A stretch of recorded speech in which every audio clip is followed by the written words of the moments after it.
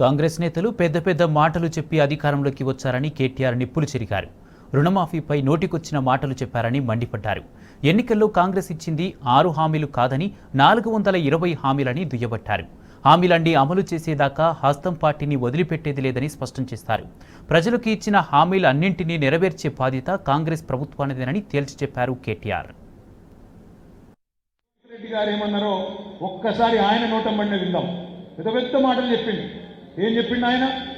రైతులు ఎవరన్నా లోన్ తీసుకున్న వాళ్ళు ఉంటే అర్జెంటుగా ఉండ్రి, అర్జెంటుగా పోయి 2 లక్షల లోన్ తెచ్చుకోండి, డిసెంబర్ 9 నేను వస్తున్నా కడతా అని ఒక్కసారి ఏమేం చెప్పిండు. ఇవాళ రుణమాఫీ చేసిన వాళ్ళందరూ నేను విజ్ఞప్తి చేస్తాను. ఎమ్మెల్యే బ్యాంకు పోయి 2 లక్షలు తెచ్చుకోండి, జనవరిలో డిసెంబర్ 9 నాడు నేను రాగానే మాఫీ చేస్తాను.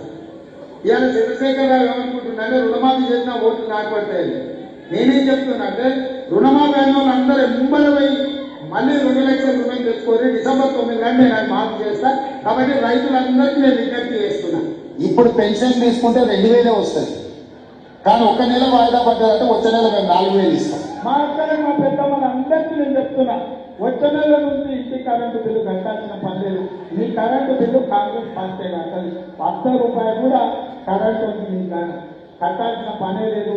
టీవీ వేసుకోవచ్చు, ఫ్యాన్ వేసుకోవచ్చు, మంచిగా బాగా కరెంటు బిల్లు లేకుండా మీరు గృహలక్ష్మి పథకం కింద మీకు కరెంటు బిల్లు వస్తుంది. ఇప్పుడు తీసుకుంటే 10,000 వస్తుంది రైతు బంధు. కాంగ్రెస్ అధికారంలోకి వస్తే 15,000 వస్తుంది. దీన్ని కథలు చెప్పింది. కాంగ్రెస్ ఇచ్చింది 6 గ్యారంటీలు కాదు. కాంగ్రెస్ మొత్తం ఇచ్చింది వాళ్ళ మేనిఫెస్టోలో, వాళ్ళ ఎస్సీ డిక్లరేషన్లో, ఎస్టీ డిక్లరేషన్లో, బీసీ డిక్లరేషన్లో, మైనారిటీ డిక్లరేషన్లో, యూత్ డిక్లరేషన్లో, మహిళా డిక్లరేషన్లో, రైతు డిక్లరేషన్లో అన్ని కలిపితే నేను వెట్టలే తమ్మి నాకేం వాళ్ళను కించపరిచే ఉద్దేశం లేదు. మొత్తం కలిపి కూడితే సరిగ్గా 420 హామీలైనాయి కాంగ్రెస్ పార్టీ. సరిగ్గా 420. అది 420 హామీలు కాంగ్రెస్ పార్టీ ఇచ్చిన హామీలు. మనం యాద్ చేసుకోవాల్సింది ఒకటే, ఈ ఏడ్చుకుంటా తుడుచుకుంటా గెలిచిన ఎమ్మెల్యేలు మానకొండూరులో, చొప్పదండిలో, ఎమ్లాడలో, హుస్నాబాద్ లో గెలిచిన వాళ్ళు ఈ 420 హామీలు నిలబెట్టకపోతే ఎట్టి పరిస్థితుల్లో ఇడిచిపెట్టాం.